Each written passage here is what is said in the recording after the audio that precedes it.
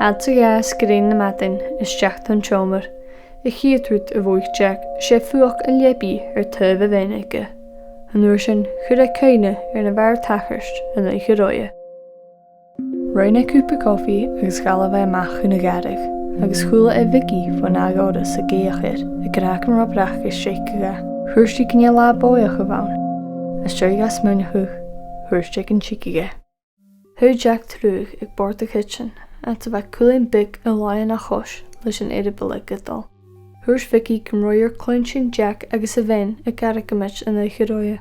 Is dé sin le céimach casad big. Ba I gínsiga go rán áí chéice a bhí gort fat míosan, agus go néimige féin haris an sgaradh go bhna bhéinige, ba chuns go si a seachain bhil seachad bhna galahí. Héis Jack déisiil san fálamh nuair a raon Vicky gad a córga. Thuirstí can chicaigh a níon cear seachad me lícaige is seachaí.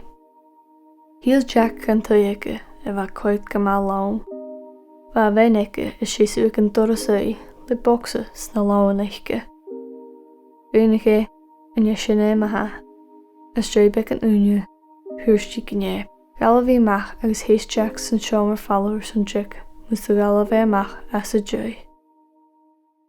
Chai Jack amach an doras agus ambulance eiching bealú tu Vicky. Thuirs napiidir gon do chuchail Vicky le hain in éige roie, is sé í fuling le ailse san áich fat blianaichen.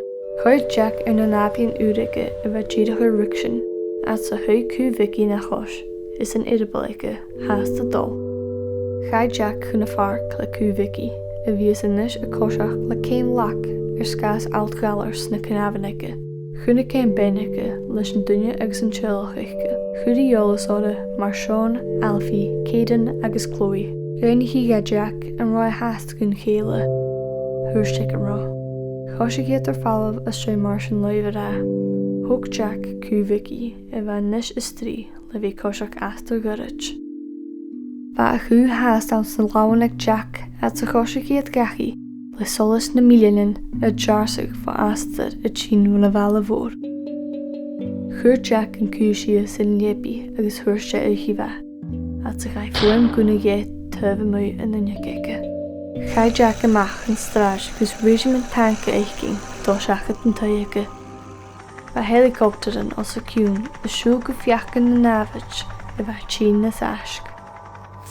In éige sin, thuir Jack san loft a coid thujalvan van banaseke. Ba spréan na bonnichin a fás na saisk agus na spíhinnta. Chalamh Jack suas gan lépi, fer an rá chuú ar tuitim na chatal mar ha. Is muine go gur na bhar tachar san dú, choráid cumasach ar catal. Lik a chuú amach scáil vic agus le sin thu cén anamírigice a baschu bó seanais. Sa bhatain, raon Jack tal sa garag a bhanis fó luivanach. Chud é chuú von talú agus thuca an sealach mírigir mus de chátaige an cú. Inis le sin chosig Jack chuna bhela tro fiarain fallú a bheith anite ga mar dachi ag go nám.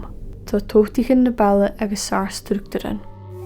Ba a fercín an chésa géirich at a bheith bán na casanike inis leute is a chaamsar sé. State agus choid é suas far an roi gréin inis na fáwad jerak, minitin ar fallaf bhid siadach an tыл. Agus ans na minitin me irig sin bheithéike, agus ag a hulutin ile, rinne gada, a galris.